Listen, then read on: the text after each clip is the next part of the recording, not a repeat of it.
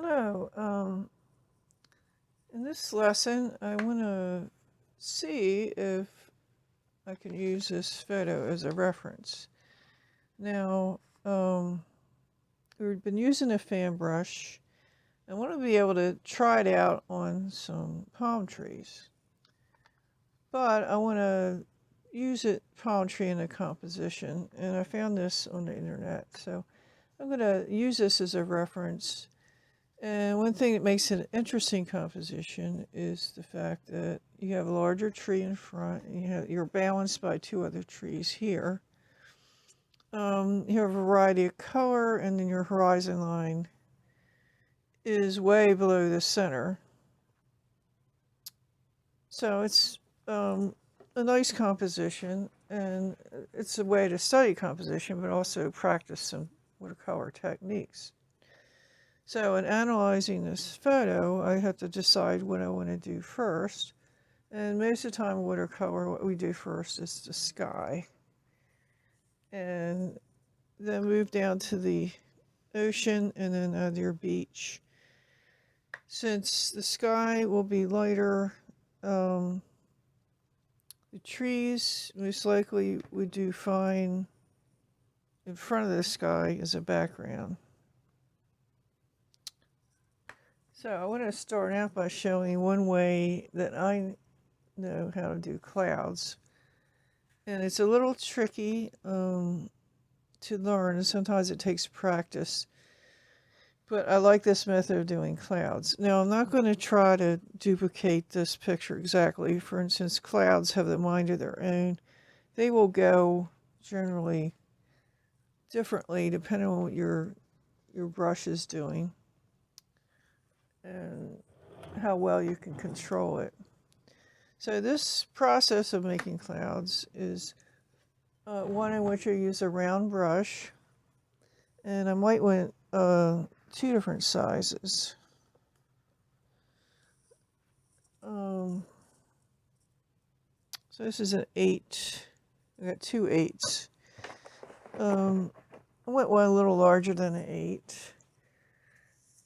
And I went one jar of clear water.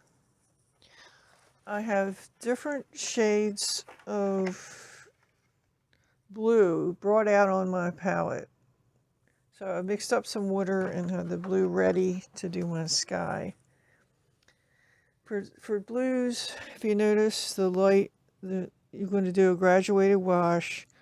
It goes from dark to light. And as you go up more away from the horizon, the sky will appear darker because you're looking up towards space with less atmosphere. The trick is to do a gradual wash. Also, cerulean, I have cerulean blue, ultramarine blue, which is very dark, and then whatever turquoise blue, which would go in here. So sometimes I mix, and cobalt, so sometimes I mix all of them together.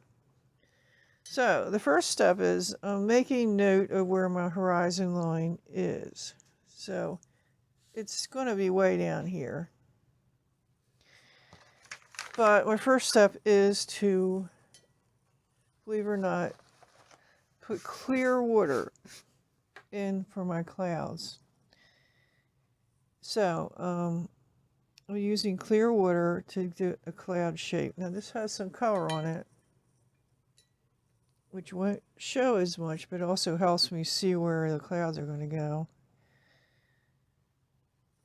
And I'm just going to go in and put some shapes in here for my clouds. And what we're going to end up doing here is you paint around the water areas.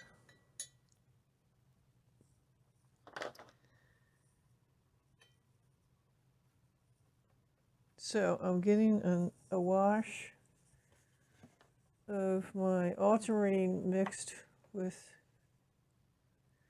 cobalt. And I'm trying not to go in too dark but I don't want to go too light either, so I'm trying to add on my test paper.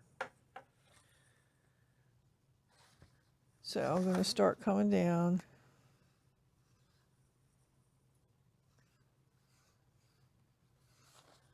Working very quickly.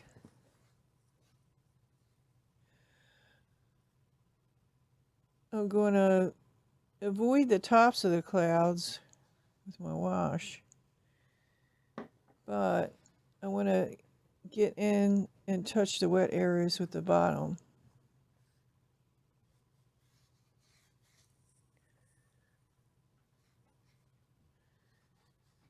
And the idea is to work very quickly so it doesn't dry.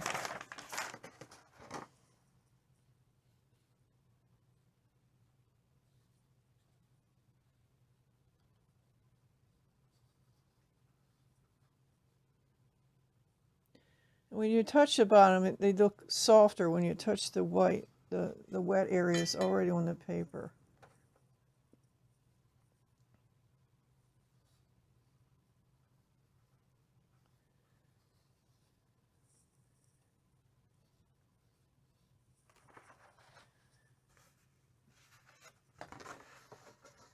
Now, it's not a perfect graduated wash, but I am not worried about it.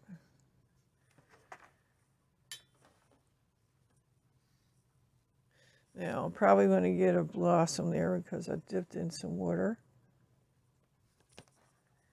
And you can turn them into clouds if you want.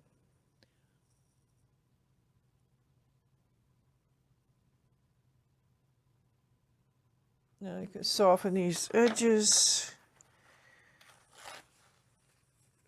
Use paper towel, but you can use a tissue paper.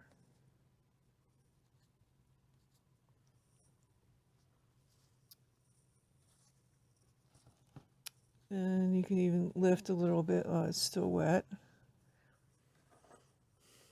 And then you can use a little bit of Payne's Gray, or just sort of mix up a little bit of gray. This will look like clouds on a sunny day.